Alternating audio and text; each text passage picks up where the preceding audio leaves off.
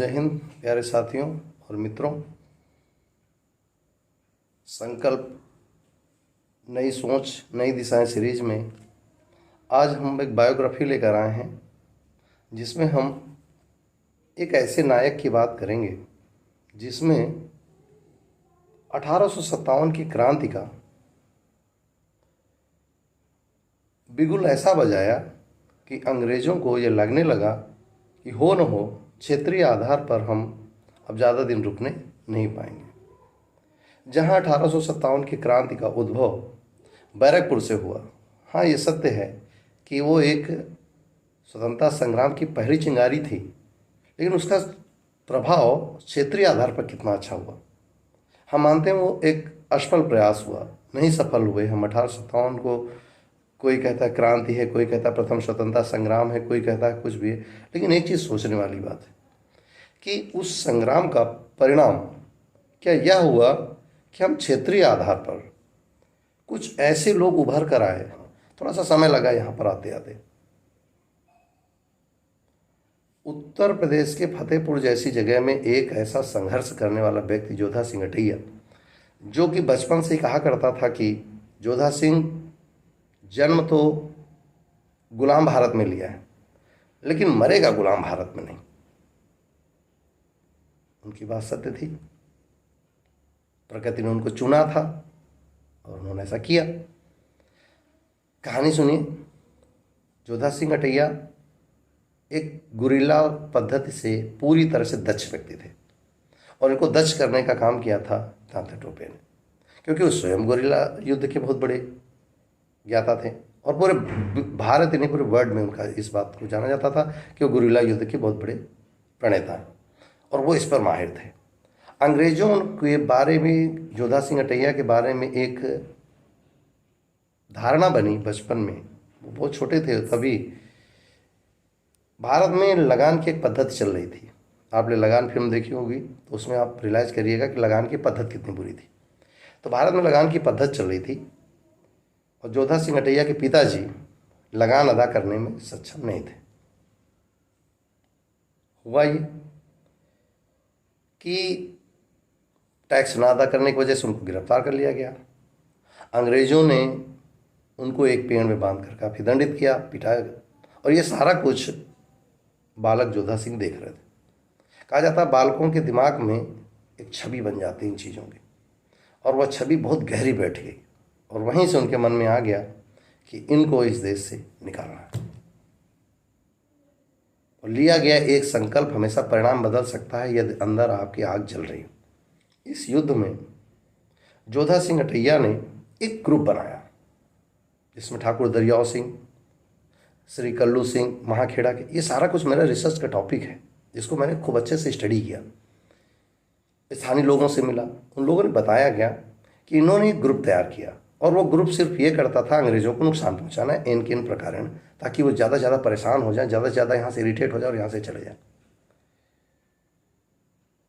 हुआ ये कि लगातार अंग्रेज़ों पर किए जा रहे इनके प्रयासों के कारण अंग्रेज भी इनसे चिढ़ रहे थे, तो वो भी अवसर ढूंढ रहे थे इनको दंडित करने का। इन लोगों ने क्या किया कि एक दरोगा और उसके कुछ सिपाही जो किसी गांव में रुके हुए थे, इसकी सूचना मिल जाती है जोधा सिंह को, और ये वही सिपाही और दरोगा थे जिन्होंने कभी उनके पिताजी को दंडित किया था, और जिसकी वजह से उन्होंने अवसर तलाशा। अपने साथियों के साथ धावा बोला, उस सैनिकों को और दरोगा को जिंदा जला दिया। ठीक है, दंडित करने का तरीका है। अब आप हमारे वीर शहीदों को, हमारे क्रम में अगर किसी युद्ध को कंटिन्यू रखना तो हमें धन चाहिए, पैसा चाहिए, क्योंकि लोगों को जोड़ना होगा, लोगों के साथ जुड़ना होगा। तो पैसा अपना तो लगाना संभव नहीं, क्योंकि हम इस स्थिति में ही नहीं। अगर इस स्थिति में होते क्या लगान टैक्स अदा नहीं करते थे। तो हमने लगातार अंग्रेज़ों की छावनियों को लूटना शुरू किया, लगातार हमने उनको नुकसान पहुंचाना शुरू किया। हमने आसपास के क्षेत्रों में अपना प्रसार किया जोधा सिंह ने, जैसे पड़ोस में बुंदेलखंड से, अवध से, कन्नौज से, कौशाम्बी से, उन्होंने एक पूरा क्षेत्र पे अपना क्रांतिकारियों का एक दल तैयार किया और ये दल अंग्रेजों के ऊपर हावी था और अंग्रेज इनसे बड़े भयभीत रहते थे, क्योंकि कभी भी कहीं भी अटैक कर देते थे। अंग्रेज बहुत परेशान हो गए थे। इवन दैट इन लोगों ने फतेहपुर के अंदर ही नहीं, फतेहपुर के बाहर भी अटैक्स किए। एक बगल में ही डिस्ट्रिक्ट पड़ता है रायबरेली, वहाँ पर एक रानीपुर करके एक जगह पड़ती है, वहाँ की छावनी पर अटैक कर दिया। अंग्रेज इनसे बिल्कुल त्रस्त थे और ये अवसर की तलाश में थे कि इनको कैसे दंडित किया जाए। इस दंडित करने की प्रक्रिया में उन्हें एक अवसर मिला। अवसर क्या मिला? किसी की सूचना मिली जोधा सिंह जी को कि उनके एक मित्र ठाकुर दरियाव सिंह को पासी में अंग्रेजों ने गिरफ्तार कर लिया। और ये सूचना पूरी तरह से बिजली की तरह कौंध गई चारों ओर। ठाकुर दरियाव सिंह उस समय पूरी तरह से खागा क्षेत्र के लोगों को जोड़कर एक क्रांति का बीज बो रहे थे। वो भी महान स्वतंत्रता संग्राम सेनानी थे। दरियाव सिंह पे मैं अगला वीडियो आप पिलाऊंगा। उनको लगा कि मेरा एक बाएं हाथ कट जाएगा और मैं इस क्रांति की मसाल को शायद अकेले जलाने में परेशान हो सकता हूँ। तो उन्होंने अवसर का उपयोग किया और अपने सारे साथियों के साथ अटैक कर दिया ब्रिटिशर्स के ऊपर। कर्नल क्रिस्टाइल के साथ इनकी मुठभेड़ हुई और कर्नल क्रिस्टाइल को इन्होंने मार के भगा दिया। लेकिन इन्हें यह आभास नहीं था कि एक और कर्नल नील, जो कि उस समय प्रयागराज तत्कालीन इलाहाबाद में शासक के प्रशासक के रूप में काम कर रहा था, उसको जैसे ही पता चलता कर्नल नील की सेना पीछे से अटैक कर देती। और इस चीज़ का यहाँ के क्रांतिकारियों को बिल्कुल अंदाजा नहीं था कि ऐसा भी हो सकता है। और इसी कारण इन क्रांतिकारियों को अवसर ही नहीं मिला कि वो कुछ कदम उठा पाते। सारे क्रांतिकारी चारों ओर से घिर गए और इनको गिरफ्तार कर लिया गया, क्योंकि इन्होंने पहले ही कहा था कि जोधा सिंह गुलाम जन्मा है देश में, गुलाम देश में जन्मा है, लेकिन गुलाम देश में मरेगा नहीं।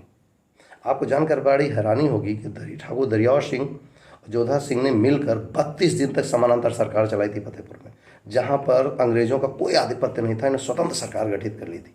बहुत बड़ी बात है। स्वतंत्र सरकार का मतलब होता है कि उन्होंने एक तरह ब्रिटिशर्स और एक इंडियंस के बीच एक पैरेलल सरकार चला दी, जहाँ पर कुछ दिनों के लिए ब्रिटिशर्स का कोई नामो निशान नहीं रह गया। पूरी शासन सत्ता इन्होंने संभाल रखी थी। ये बहुत बड़ी बात है। एनीवे, कर्नल ली ने अपना काम कर दिया। अब निर्णय करना था। निर्णय ये हुआ कि जोधा सिंह, ठाकुर दरियाव सिंह, इन सब को मुगल रोड पर स्थित एक इमली के पेड़ के पास ले जाया गया। बहुत बड़ा पेड़ नहीं है, अभी भी है, जाइए देखिए, अवसर मिले तो। वीर सपूतों को जरूर देखें। शहीदों की चिताओं पर लगेंगे हर बरस मेले, वतन पे मरने वालों का बाकी यही निशान होगा। शायद हम सब ने सुना है। यही हुआ, वो निशान वहाँ छूट गए। 52 इमली नाम से प्रसिद्ध यह वृक्ष इमली का आज भी अपनी ग्रोथ को खो बैठा है। बड़ी अजीब विडंबना है कि उस पेड़ ने अपना ग्रोथ करना बंद कर दिया। शायद प्रकृति भी बड़ी दुखी होगी कि उसके वीर सपूत उसी के पास लटका दिए गए, उसी पे, तो वो उसने भी बढ़ना छोड़ दिया। शायद वो चाहती थी प्रकृति कि इन बच्चों को, जो कोई 25 साल का, तो कोई 27 साल का, कोई 30 साल का, कोई 32 साल का, बहुत बड़ा जीवन जीना था। अंदाज़ा लगाई, घर में एक व्यक्ति कोई अगर ख़त्म हो जाता तो हमारे परिवार की स्थिति क्या होती है। उस वृक्ष के बच्चे, 52 बच्चों को उसी के सामने फांसी पर लटकाया जा रहा होगा। वृक्ष तक रोया होगा।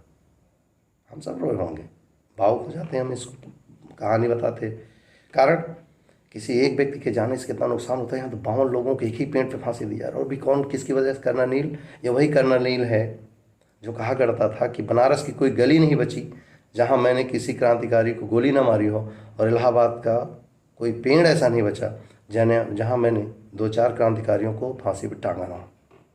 उसको अवसर मिल गया था।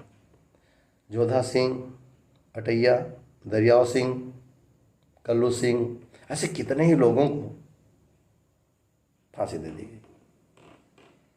28 अप्रैल 1858 का वह काला दिवस, जिस दिन सबको फांसी दी गई, वहाँ पर चारों तरफ पुलिस लगा दी गई और ये कहा गया कि इस क्षेत्र में प्रवेश निषेध है। लोगों को एक उदाहरण देने के लिए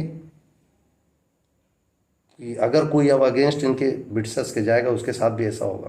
तो उन्होंने ये नियम बना दिया कि कोई भी व्यक्ति इन लाशों को उतारेगा नहीं।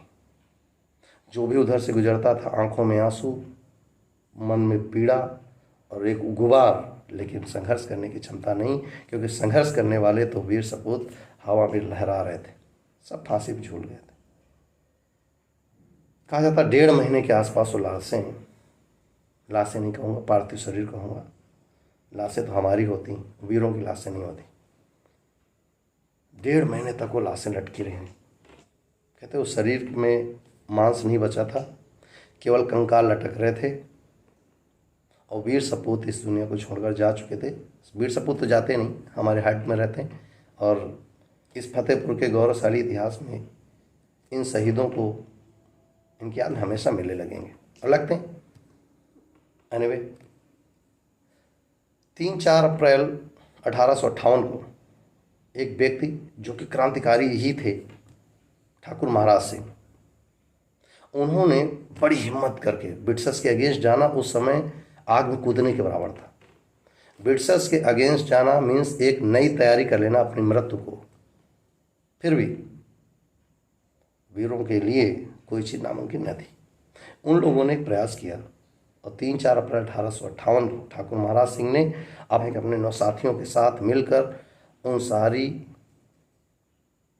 पार्थिव शरीर को वहाँ से निकाला और ले जाकर शिवराजपुर नामक स्थान पर, जाइएगा कभी, आपको गर्व होगा अपने इतिहास पर। वहाँ पर जाकर उन्होंने उन सभी को दफन कर दिया। आज भी वहाँ पर स्मारक बना हुआ है। और इस प्रकार इस क्षेत्रीय माटी के लाल को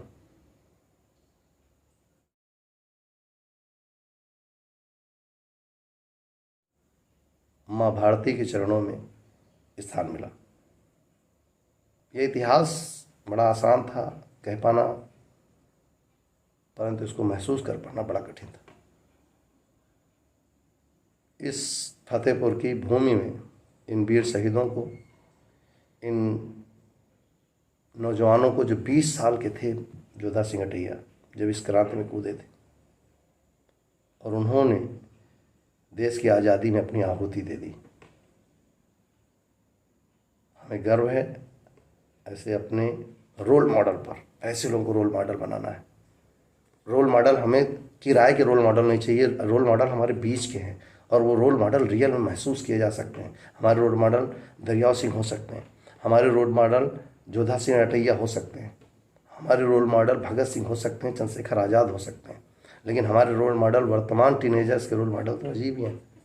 क्यों? क्योंकि उनको उधार का इतिहास ही पढ़ाया गया, उन्हें क्षेत्रीय इतिहास पता ही नहीं। स्थानीय लोगों से पूछे, उनको खुद नहीं पता जोधा सिंह अटैया कौन थे, क्योंकि इतिहास उनको पढ़ाया नहीं गया। और जो इतिहास पढ़ाया गया वो आक्रांताओं का इतिहास है, वो हमारे मतलब का है नहीं, लेकिन हमने तो वही पढ़ रखा।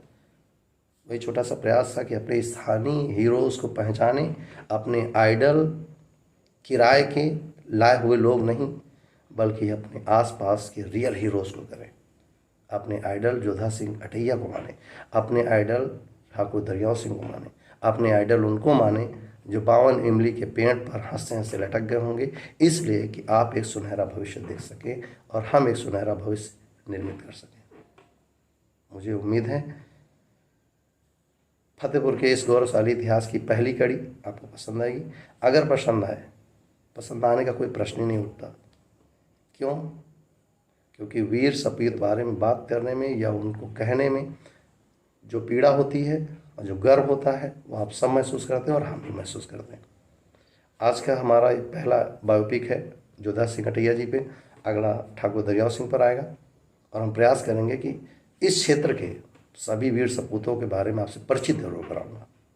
पसंद न पसंद, चॉइस इज योर्स, बट शहीदों की चिताओं पर लगेंगे हर बरस मेले, वतन पे मरने वालों का बाकी यही निशान होगा।